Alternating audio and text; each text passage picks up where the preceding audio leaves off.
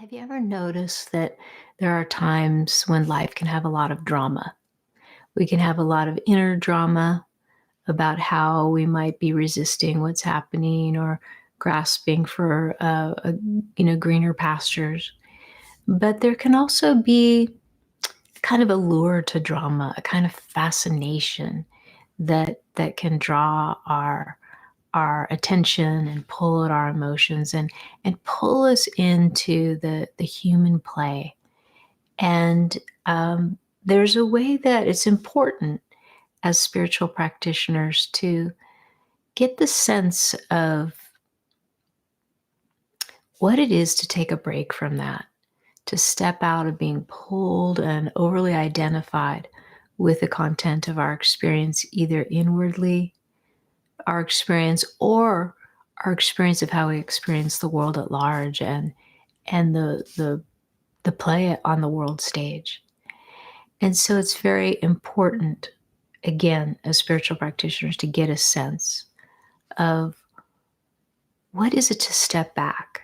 What is it to get a wider view and to feel not only the content for what's happening in an intellectual or an emotional way, but what is the actual space, the very large context in which the thoughts and feelings and world events play out within. What is that very space of awareness? And I know those of you who have been listening to teachings from Open Gate and a lot of Advaita Vedanta teachers, Zen teachers, and other teachers, there's this pointing, right? There's this pointing to the expression that expresses through you that is often called awareness. You could also just think of it as that which is awareing, that which is seeing, that which is listening, that which is sensing, that which is being. And that very kind of stripped down below all the identities and thoughts about it, getting down to the direct experience is really quite simple and free of dramas. It's even absent of the push and pull, of the stickiness that draws us in to a drama or has us resisting what's happening. And when Adya speaks about a shift, that a shift in identity, he's really speaking about shifting out of identification with thoughts, feelings, and emotions, and sensing what remains.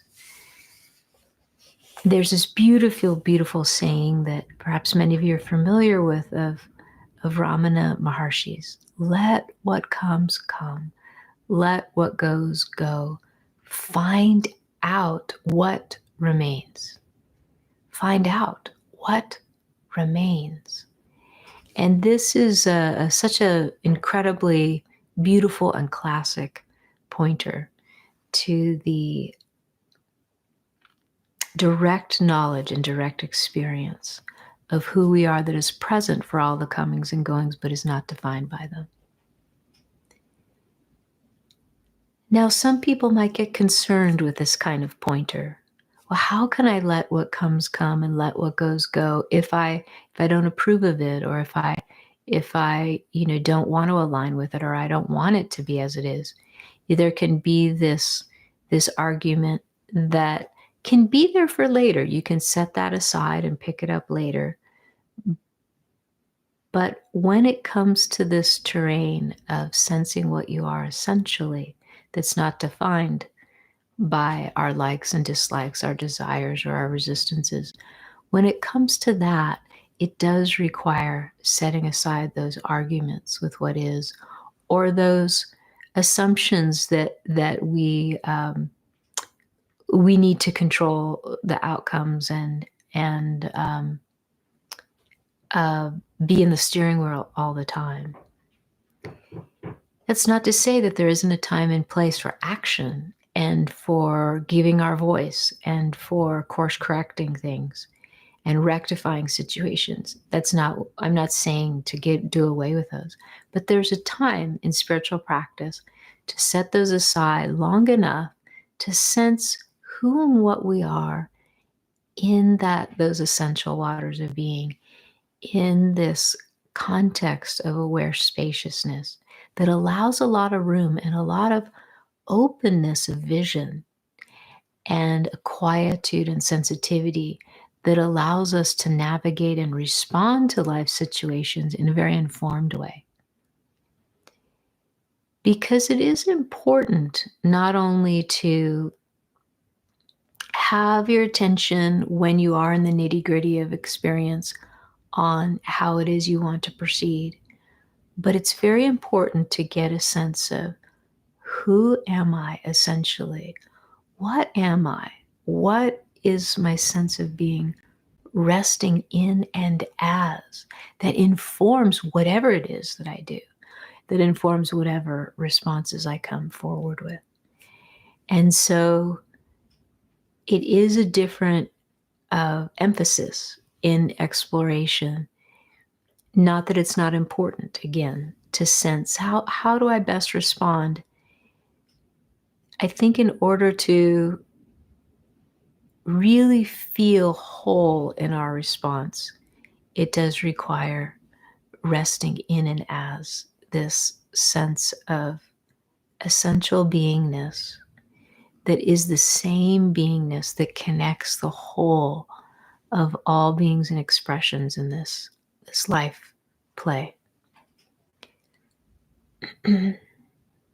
To call it a play is not to diminish people's feelings or experiences or reactions.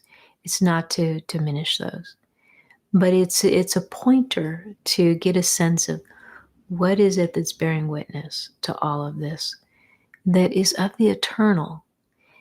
And this is important because when things get rocky in the temporal, when there's a sense of our personal self that's on this, bumpy ride or smooth ride in certain stages of living, it's important to really once again reflect on, who am I that expresses eternally throughout all the comings and goings? And there's a great kind of